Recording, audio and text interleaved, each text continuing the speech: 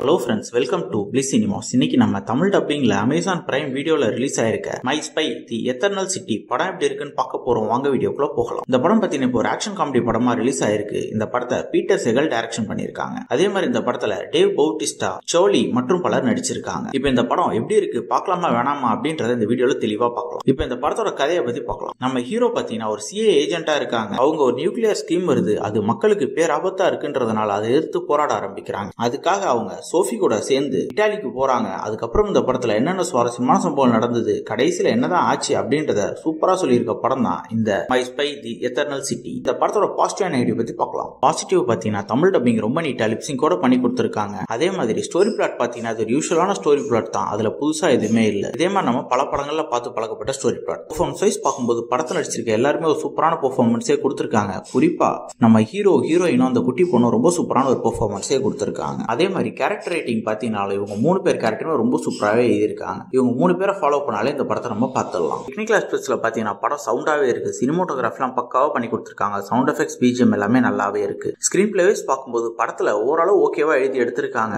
கிட்டத்தட்ட பாத்தீங்கன்னா நம்மள ஓரளவு எங்கேஜ் பண்ணிடுறாங்கன்னே சொல்லலாம். ஸ்டார்டிங்ல இருந்து எண்டு வரைக்குமே படம் கொஞ்சம் ஸ்லோவா போனாலும் அங்கங்க காமெடி அது இதுன்னு வச்சு மெருகேற்றிருக்காங்க. ஆனாலும் சில சீன்ஸ் வந்து பிரெடிக்டபிளா இருக்கதான் செய்யுது. ஓரளவு பாத்தீங்கன்னா கண்டிப்பா இந்த படம் ஒரு ஒன் டைம் வாட்சபிள் படம் தான். ட்ரை பண்ணி பாருங்க. இன்னொரு வீடியோல சந்திக்கலாம். தேங்க்யூ.